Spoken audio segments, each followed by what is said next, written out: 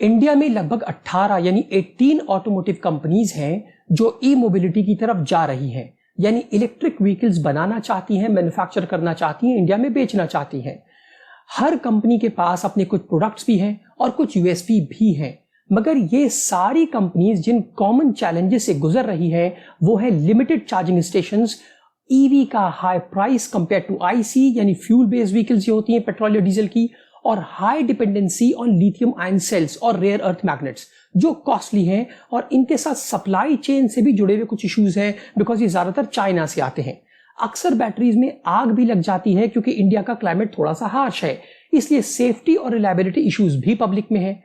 अब नई बैटरीज की फैक्ट्री लग सकती है, मगर एक तो इनके इनिशियल इन्वेस्टमेंट कॉस्ट हजारों करोड़ में होती है, दूसरा नई टेक्नोलॉजी जैसे एलएफपी, एनएमसी, सॉलिड स्टेट के आने का डर भी है कि पता चला फैक्ट्री लगाई और कुछ ही सालों में नई टेक्नोलॉजी आ गई।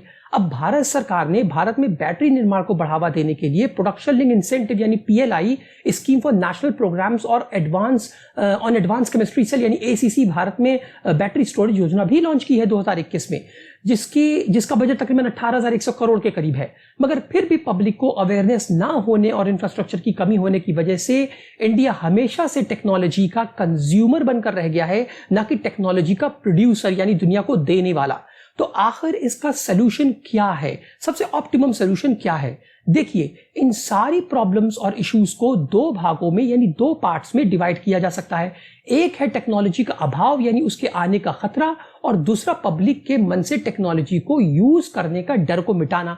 अगर ये दो प्रॉब्लम सॉल्व हो जाएं तो इंडिया में ईवी बूम आ जाएगा और बिलियंस ऑफ डॉलर्स की व्हीकल्स बिकने की शुरुआत हो जाएगी। तो इन दोनों प्रॉब्लम्स को सॉल्व कैसे करेंगे? देखिए, इसे ऐसे समझिए कि 10 लोग एक गुफा में बंद हैं और उसके दरवाजे पर एक पत्थर रखा हुआ है। अब ये 10 ही लोग उसके बाहर भी आना चाहते हैं, धक्का भी लगाते हैं, मगर वो दरवाजा नहीं हटता, वो पत्थर नहीं हटता। मगर अगर ये 10 लोग मिलकर उस पत्थर पर जोर लगाएं तो वो पत्थर भी हट जाएगा, ये 10 लोग उस गुफा के बाहर भी आ जाएंगे और उसके बाद बाहर आकर ये अपनी जहां जाना चाहे वहां जा सकते हैं। यही एक सोल्यूशन है आगे फ्यूचर को सिक्योर करने के लिए और भारत को ग्रीन एनर्जी इनिशिएटिव्स में आगे ले जाने के लिए। अगर आम भाषा में बात करें तो कार्स और पार्ट्स को बेचने का कंपटीशन जो इन कार बनाने वाली कंपनीज में है वो ये कायम रखें, आपस में कार को बेचने का कंपटीशन जारी रखें, मगर अलग अलग रहने से आप इन चैलेंजेस को कभी दूर नहीं कर पाएंगे। तो इसका सबसे अच्छा लॉन्ग टर्म सोल्यूशन क्या है? देखिए, मेरा सजेशन है चार्ज यानी CHARGE, centralised high capacity automotive recharging grid exchange.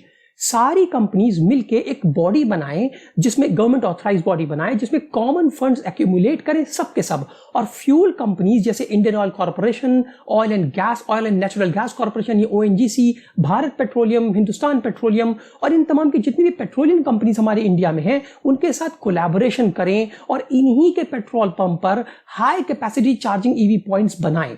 इससे नए लैंड एक्वायर नहीं करने पड़ेंगे, उसी जगह जहां पर तमाम करोड़ों की तादाद में पेट्रोल पंप्स मौजूद हैं EV चार्जिंग स्टेशन भी बढ़ जाएंगे, लोगों को कॉन्फिडेंस आ जाएगा लॉन्ग रेंज पर जाने के लिए, कंपनीज को ज्यादा बजट नहीं खर्चा करना पड़ेगा, अलग अलग अपनी दिशा में नहीं भागना पड़ेगा, पेट्रोल पंप्स पे लोगों को रुकना ज्यादा हो जाएगा, इसलिए पेट्रोल पंप्स जो हैं वो अपने नई एक्सेसरीज बेचने का उन्हें अपॉर्चुनिटी मिल सकती है और इस तरीके से एक पूरा गवर्नमेंट इंसेंटिव्स भी मिल सकते हैं और कस्टमर कन्वीनियंस भी हो जाएगी।